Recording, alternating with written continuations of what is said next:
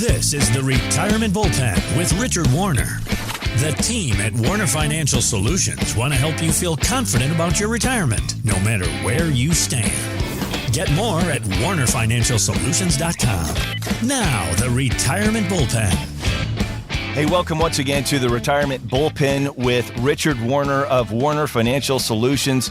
Check out the website at warnerfinancialsolutions.com.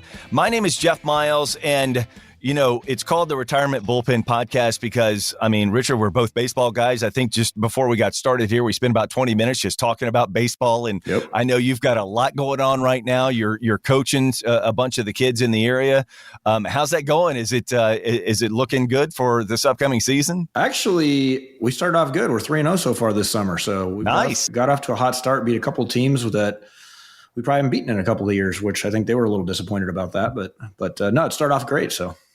Good stuff, man. Well, It's always good to get the wins, as you kind of get into the season and kind of set yourself up. I think it definitely boosts confidence of the players as well. Kind of, set the season up. Well, let's talk about retirement savings, how much people think they need to have. I saw this article in moneywise.com, and this is an interesting number. Okay. There used to be a commercial where people were walking around like in cities or whatnot, and they'd have this big number thing that they were carrying around that supposedly that's how much you needed to have in your retirement account. Oh, yeah. I remember that. So supposedly, according to this new survey, this is by the Federal Reserve, top 10% of households by net worth have an average of $1.29 million in their retirement accounts. That would be like IRAs, 401ks, things like that. And the number, it actually sounds like it's possible, like it's attainable, and yet that's also the top 10%. And you may not feel like you're in that category, but it could happen. How does somebody go about trying to get to that place with their retirement to kind of be in that top 10%? Well, consistency of saving is a big factor in that. When you start is also a big factor. It's funny. I've had this conversation with my boys, actually. I've told them many times, if you just start saving a tiny little bit now, when you're 18, 19, 20 years old, and just do it consistently, you won't have to save big dollars. It's just going to turn into a lot of money over time. Now, sometimes life happens to us, though. Right. We have some kids. We go buy a house. We want to do this. We want to do that. And sometimes it's 40 or 45 before that starts happening, sometimes even 50. So the government allows for some catch-up provisions in those contributions, but so then it takes a little bit more saving and definitely more consistency to get to numbers like that. But in a lot of ways, it's not about the end number, Jeff. It's about what it costs you to live when you retire, which is a different way of looking at it. So that $1.29 million is great, but if you need $25,000 a month to live, that's not going to seem like very much money in retirement. You're going to need a lot more than $1.2 million saved. So there's a lot of factors that go into that. And I would say, too, that with that $1.29 million that they're saying, top 10% of retirement households, that's their net worth and whatnot, that of that $1.29 million, first of all, if you were living a lifestyle on $500,000 a year going into retirement and you've got $1.29 million, that may not be the number that's going to work for you getting into retirement. And how you spend in retirement is going to really kind of help dictate where you're going to go with what that number should be. For sure. I get this question a lot. A lot of our clients coming to us are right on the doorstep of retirement. Sure. We have some clients that we deal with that are still in the accumulation phase, but a lot of them are nearing. Like, what do I do? How do I transition? Do I have enough money? When can I retire? And a lot of people have this figure in their head, like, I got to have $1 million. And for some people, that is definitely true. But I meet a lot of people with $250,000 that have more than enough money to retire, maybe because they have a pension, maybe they have good Social Security payouts, maybe they just don't spend very much money. They don't have a ridiculous expense. They have no debt. Mm-hmm. They're not extravagant with their spending. So they don't need these ginormous numbers. It's all about the ratio of other sources of income along with that savings. And what are you going to spend each month in retirement that kind of creates that strategy, if you will, that's needed, or the amount you need to pull that off successfully. The other part that I wonder about is when you talk about, let's say, again, that number that we're talking about is $1.29 million. Where that money is allocated can also really kind of tell a different story because there's the tax implications that come along with, yeah, I've got 1.29 million, but it may be in accounts where I'm going to be taxed heavily. And it may be in a situation where once I hit that requirement minimum distribution kind of phase, and how does that look for my taxes moving forward, and how does that affect the other portions and other, buckets of my retirement? That's a big thing to think about. It is a huge thing to think about. You touched on a very, very important point, because if that 1.29 million is all pre-tax, so a 401k, an IRA, a 403b, when you're accumulating through your life, you're taking money off that paycheck, you're not paying taxes now. At some point, the IRS says, yes, Mr. and Mrs. Smith, yes, Mr. and Mrs. Jones, you have to start paying taxes on that. That money's never been taxed. And let's be honest, the vast majority of these funds out there are pre-tax dollars. When that comes out, the management of that from the point of view of how much are we taking out in a given year is going to set the stage for how much of that we get to keep. Because if we understand how our tax brackets work, the higher the income goes, the higher the percentage, the more cost we have to the IRS. So the less of that 1.2 we keep. So some of those folks who are in those lower brackets, that's part of their success strategy is they're never getting to high tax brackets. So some of them don't pay any taxes, right, depending upon what they're taking out each year. So there are people that are pulling money out of 401k plans in retirement, but they're minimizing what they're pulling out each year.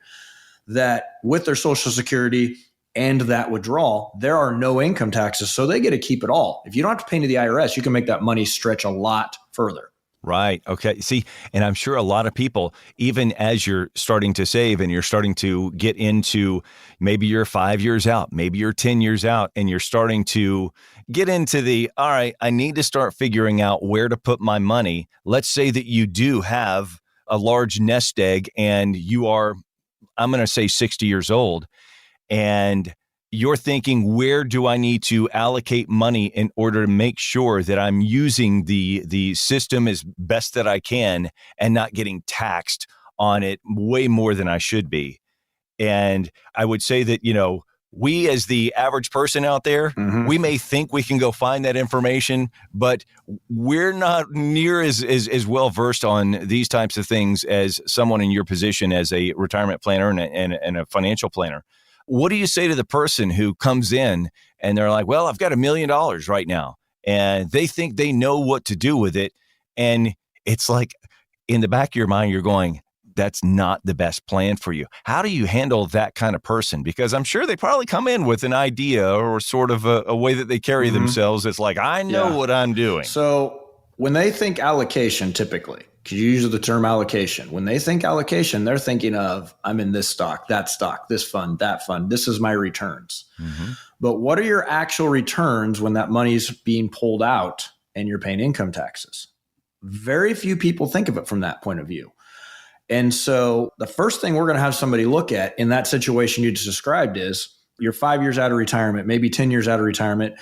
How much of that money is going to be taxed later on down the road? So we help them project that out based on current tax law. Now that's assuming the taxes don't go up, that's a whole nother discussion we get into about probably tax rates are going to be higher, but we won't go down that road today.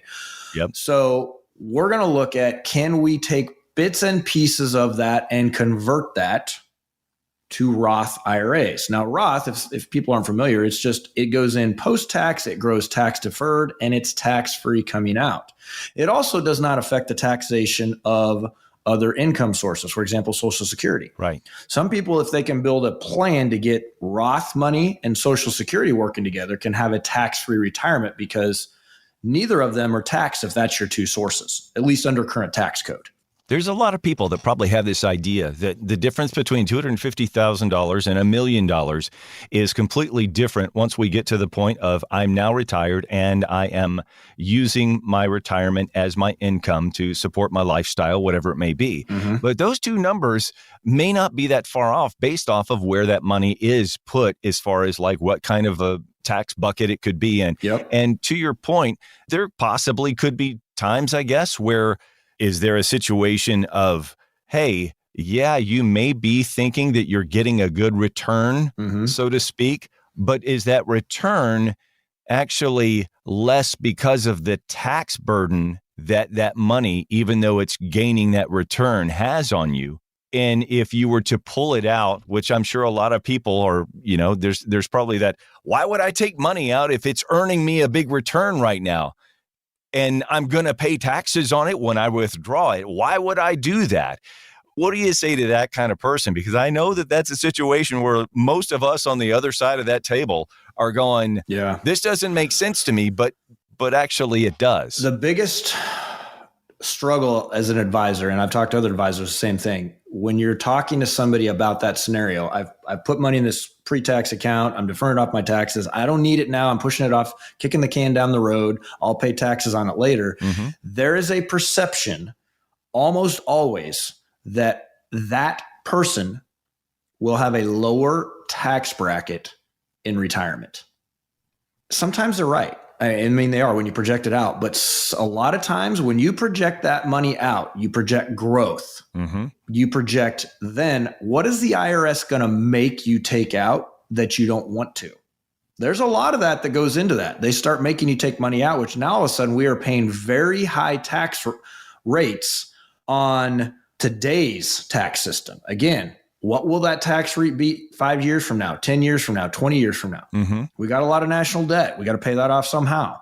So how's that going to impact them down the road? Unfortunately, we don't have a crystal ball to say what taxes are going to be. But what I'm trying to do in that conversation is help somebody understand you are likely going to be in a higher tax bracket. I can't promise you that, and I hope I'm wrong. Right. Because it's going to be this way for me too, potentially. And you, Jeff, probably down the road at some point too. Yeah. Like we're probably going to be in higher tax brackets than we could ever imagine. You want to get this stuff converted while you're in a lower tax bracket system now, even though it may not seem like it. But that's a hard conversation to have. I mean, it really, really is. And some people get it and some people just don't get it. And then I hear from them later, like, man, I wish I would have listened to that. Let's start doing that now. But unfortunately, a lot of the damage is already done at that point. Yeah.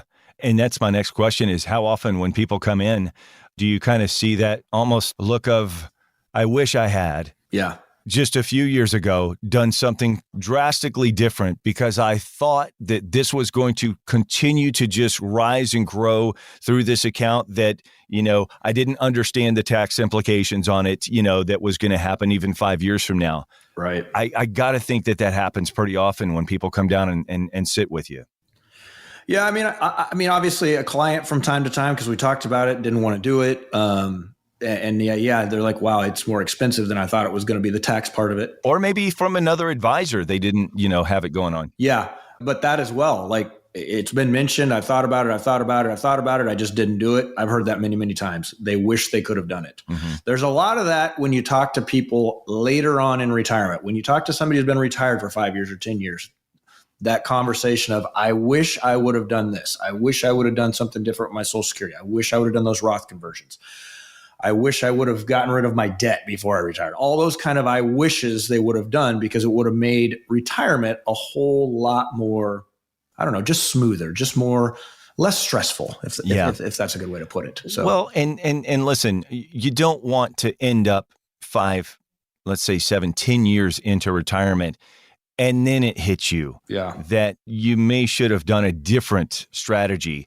And we, as the people on this side who this isn't the career that we do or did, or we did something completely different. Financial planning wasn't what we did for a living, right? Right. And we don't know all of these things, and it's constantly changing, as you were saying.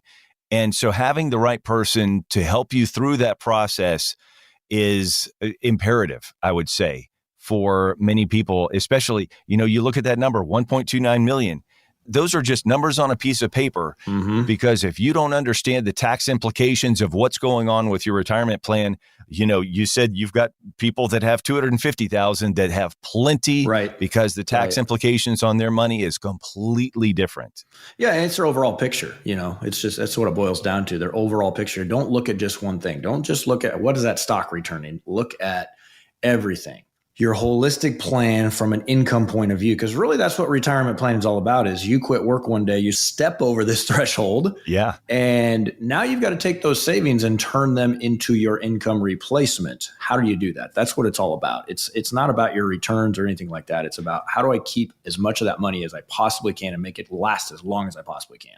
Let's figure out how to make that happen for people. WarnerFinancialSolutions.com. Go to the website, and there is a place there where you can actually set up to have some time with Richard to talk about these very things. Maybe you are someone who you're a high net worth individual, and you think, well, yeah, I mean, I've had a pretty good success so far, and I'm about to retire, but my nest egg looks really good. Maybe you need to relook at some of those things, especially with the tax implications on what that could do for your retirement down the road.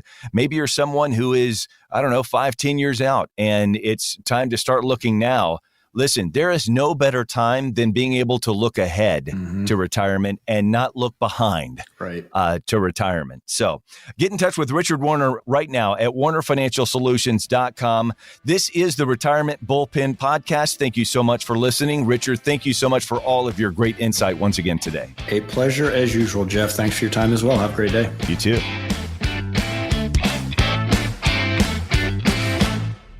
Insurance products are offered to the insurance business Warner Financial. Warner Financial is also an investment advisory practice that offers products and services through Impact Partnership Wealth, LLC, IPW, a registered investment advisor. IPW does not offer insurance products. The insurance products offered by Warner Financial are not subject to investment advisor requirements. NPN number 7617022. Investing involves risk, including the potential loss of principal. Any references to protection, safety, or lifetime income generally refer to fixed insurance products, never securities or investments. Insurance guarantees are backed by the financial strength and claims-paying abilities of the issuing carrier. This podcast is intended for informational purposes only. It is not intended to be used as the sole basis for financial decisions, nor should it be considered as advice designed to meet the particular needs of an individual's situation. Warner Financial is not permitted to offer, and no statement made during this show shall constitute tax or legal advice. Our firm is not affiliated with or endorsed by the U.S. government or any governmental agency. The information and opinions contained herein provided by third parties have been obtained from sources believed to be reliable, but accuracy and completeness cannot be guaranteed by Warner Financial. Please remember that converting an employer plan account to a Roth IRA is a taxable event. Increased taxable income from the Roth IRA conversion may have several consequences. Be sure to consult with a qualified tax advisor before making any decisions regarding your IRA.